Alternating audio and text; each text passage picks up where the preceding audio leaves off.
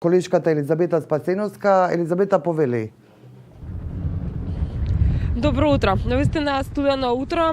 Меѓутоа ветерот кој што го чувствуваме, ние го исчисти воздухот. Тоа е придобивката која што сите не радува.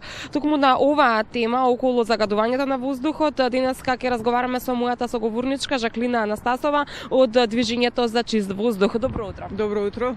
Нашиот повод за разговор е протестот кој што вчера се одржа пред цементарница Усје и покрај студеното време голем број би рекла поддржувачи ваши, меѓутоа и поддржувачи на иницијативата за чист воздух побара, доставија дел од своите барања до раководството на цементарница Усје. Може ли ни кажете кои се овие барања?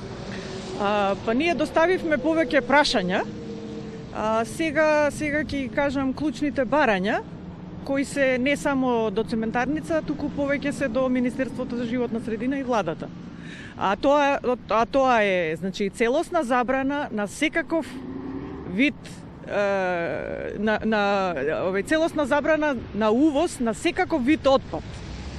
Значи, второто е усвојување на ЕУ директивите ИЕД и WE кои се однесуваат на неколку типови, на неколку видови индустрија.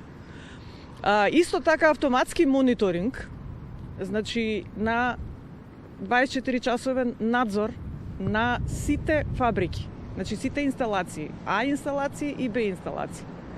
Оно што е интересно, а што го верувам дека голем дел од нашите гледачи веќе го дозна, тоа е дека на вчерашната седница на Собранието на Македонија се донесе и оној закон кој што вие го баравте, односно измени во законот за увоз на отпад, односно се забрани увозот на отпад.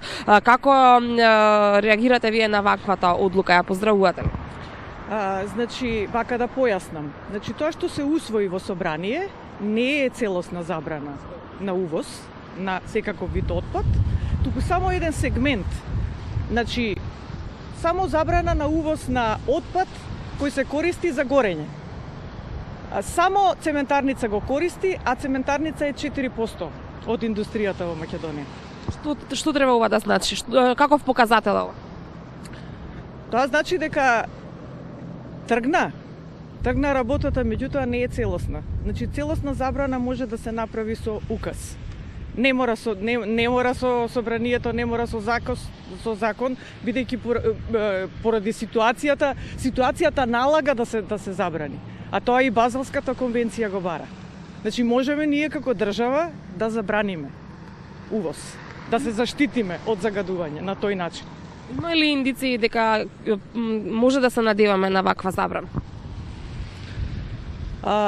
Па со оглед дека е предизборие, мене ми се чини дека се ова предизборни ветувања, а не вистински залажби.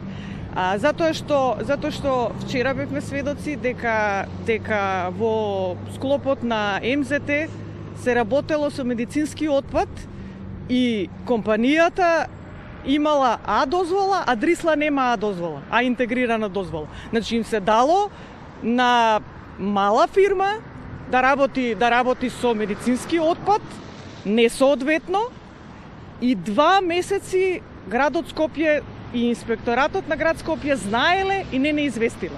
Споминавте дека цементарница Усје е само 4% од загадувањето во Скопје, меѓутоа што е со останатите 96%? Како да се справиме со тоа? Затоа реков регулативи, значи да се усвојат регулативите кои стојат во ФИОКа од 2016 година. ЕУ директивите, нели сакаме да влеземе во ЕУ? Тоа значи дека ќе продолжат ваквите протести како оној вчера што беше пред цементарница? Да, ќе продолжат низ цела Македонија. Ќе блокираме и други објекти низ Македонија.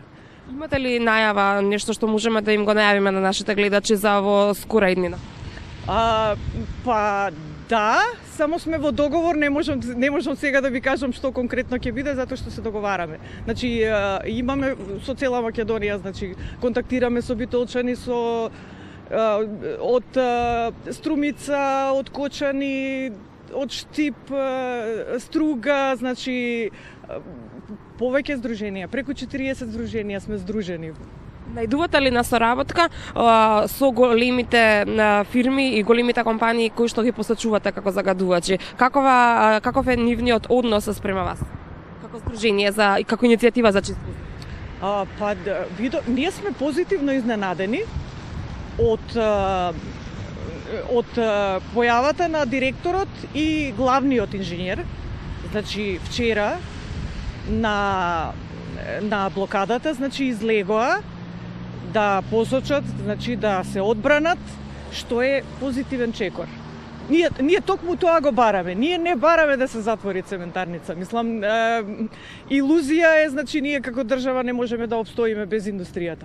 Ние само бараме извештај јавно. Значи да знаеме во секое време што се случува во секој еден објект.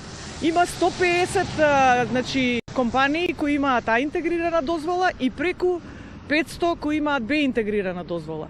Значи сите тие да бидат контролирани во инспекцијскиот надзор, да има граѓани.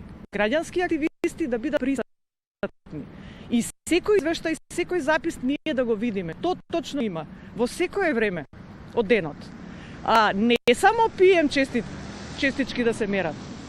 Треба да се мерат урани, диоксини, тешки метали, има жива.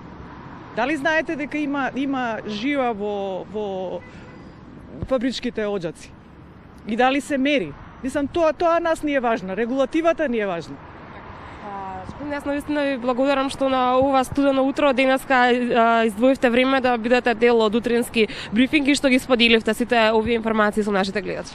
Благодарам во секое време. Ќе се видиме наскоро.